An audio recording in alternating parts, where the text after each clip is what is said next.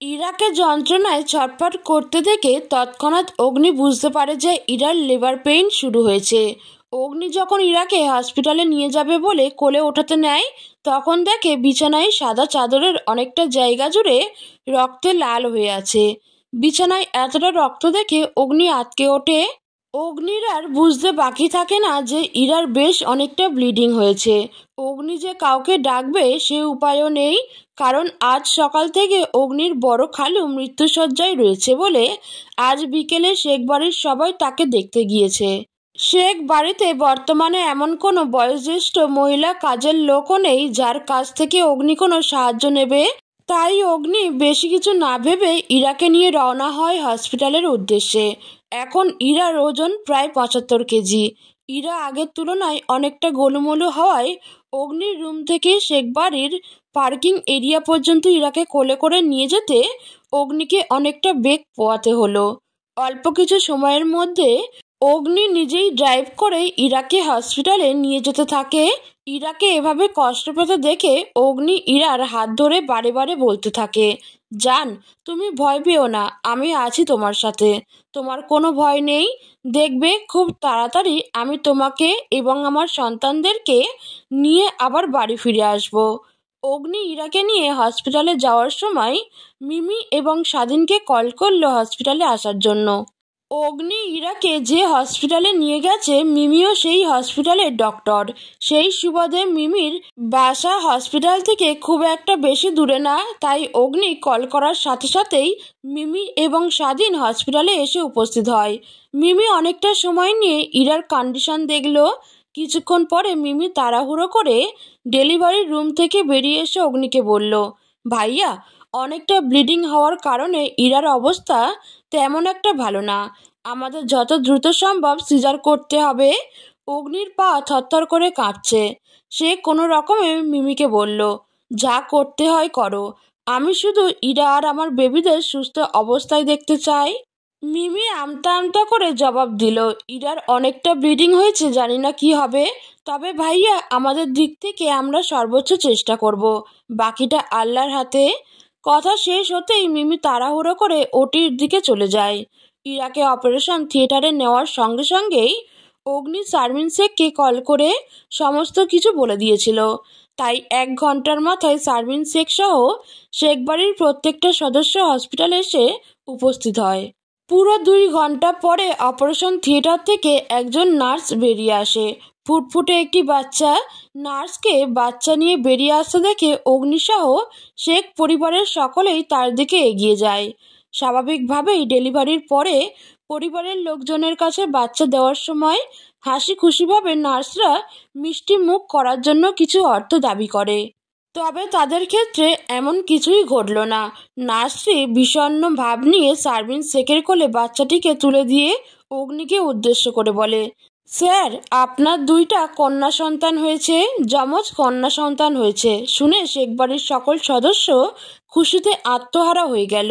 বহু বছর পরে শেখ বাড়িতে কন্যা সন্তানের আগমন হলো। শেখ বাড়ির শেষ কন্যা সন্তান ছিল ইরার মা। আর এবার ঘর আলো করে এলো অগ্নির 2 মেয়ে অভ্র এবং শুভ্র সহ সকল সদস্য এগিয়ে এসে বাচ্চাটাকে দেখছে এবং কখন অন্য বাচ্চাটিকে আনা হবে সেই অপেক্ষায় রয়েছে। কিন্তু অগ্নি একবারের জন্য বাচ্চাটির দিকে না তাকিয়ে উতলা হয়ে নার্সকে জিজ্ঞেস করলো, আমার ওয়াইফ কেমন আছে? স্যার, আপনার ওয়াইফ সুস্থ আছে, 2-3 ঘন্টার মধ্যে ওনাকে কেবিনে শিফট করা হবে। ইরা সুস্থ আছে শুনে সবার মুখে খুশির ঝলক দেখা গেল। নার্সের মুখে ইরা সুস্থতার কথা শুনে অগ্নির দেহে যেন প্রাণ ফিরল। তখনই শারমিন শেখ নার্সটিকে জিজ্ঞেস করলো, আমাদের আরেকটা বাচ্চাকে নিয়ে আসেন। নার্সটি তখন মাথা নিচু করে ফেলল। কিছুক্ষণ পরে আমতা আমতা করে বলল, সরি ম্যাম, আমরা এখন ওই বাচ্চাটিকে দিতে পারবো না, বাচ্চাটির অবস্থা খুব খারাপ, তাই তাকে আইসিইউতে লাইফ সাপোর্টে রাখা হয়েছে, আমাদের হাতে আর কিছু নেই, আপনারা আল্লাহকে ডাকুন। এই কথাটা শোনা মাত্রই যেন সবার মাথায় আকাশ ভেঙে পড়ে। অগ্নি ধূপ করেই সেখানে বসে পড়ে। এই ছোট্ট একটা কথা শেখ বাড়ির প্রতিটা সদস্যের বুক চিরে যায়। শারমিনও ভেঙে পড়ে। তাই অভ্র এগিয়ে এসে শারমিন শেখের কাছে থেকে বাচ্চাটিকে নিজের কোলে তুলে নেয়। শুভ্র গিয়ে শারমিন শেখকে ধরে একটা চেয়ারে বসায়। তারপর অগ্নি এবং শারমিন শেখকে সান্ত্বনা দিয়ে শুভ্র বলে, তোমরা একদম টেনশন করো না, বেবির কিচ্ছু হবে না, আল্লাহ তাআলা সব ঠিক করে দিবে, তোমরা ধৈর্য ধরো, ভেঙে না পড়ে আল্লাহকে ডাকো। শুভ্রর কথা শুনে অগ্নি সেখান থেকে উঠে চলে গেল হসপিটালের নামাজ ঘরের দিকে। তারপর অজু করে এসে একটা জায়নামাজ নিয়ে নামাজে বসে পড়ল। তারপর নফল নামাজ পড়ে মোনাজাত করার সময় কান্নায় ভেঙে পড়ল। কান্না করতে করতে আল্লাহর কাছে বলল, হে আল্লাহ, তুমি সীমাহীন ক্ষমতার অধিকারী, তুমি সব পারো, দয়া করে তুমি আমার সন্তানকে হারানোর বেদনা দিও না। এই কষ্ট সহ্য করার ক্ষমতা আমার মাঝে নেই।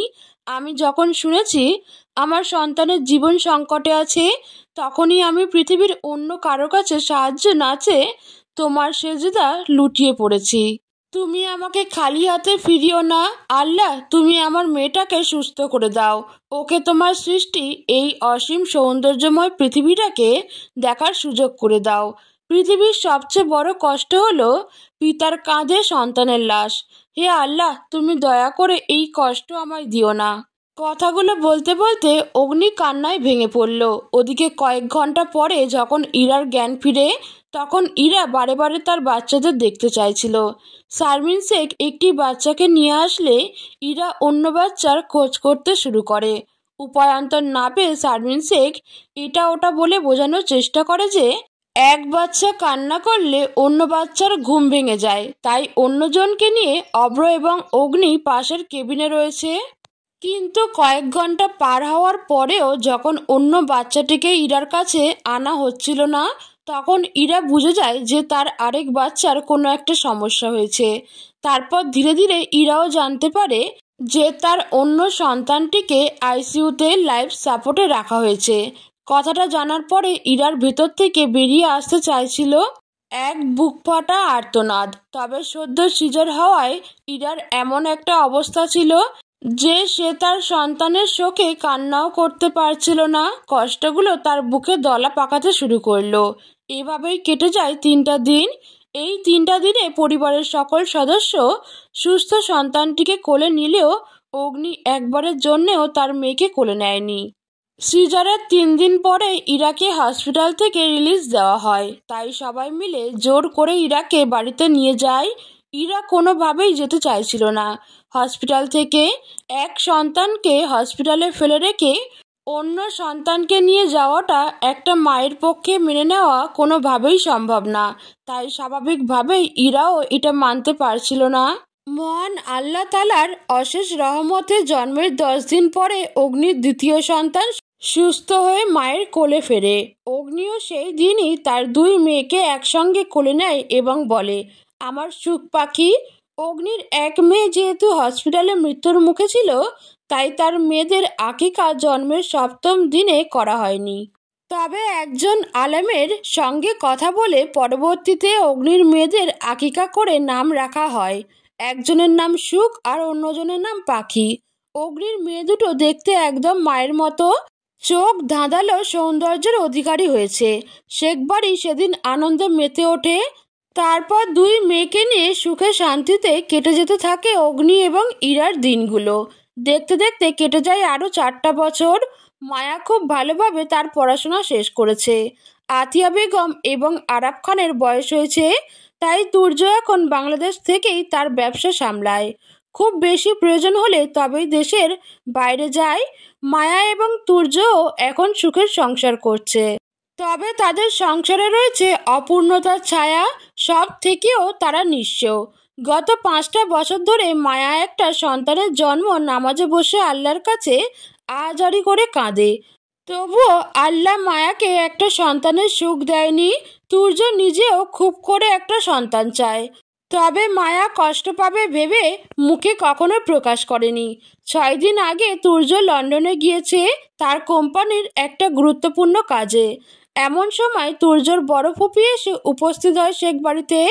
তুর্যর বড় ফুপি পারভিন বেগম যেহেতু আগের থেকেই মায়াকে সহ্য করতে পারে না, তাই সুযোগ পেলে সে মায়াকে কটু কথা বলতে শুরু করেন।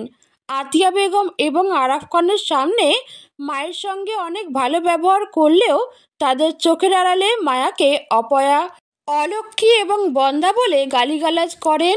এমনই একদিন ড্রয়িং রুমে মায়াকে একা পেয়ে পারভিন বেগম মায়াকে উদ্দেশ্য করে বলেছিল, অপয়া, অলক্ষ্মী মেয়ে কোথাকার, প্রথমে নিজের বাপ মাকে খেয়েছে, তারপর এসে আমার ভাইয়ের ঘাড়ে পড়েছে।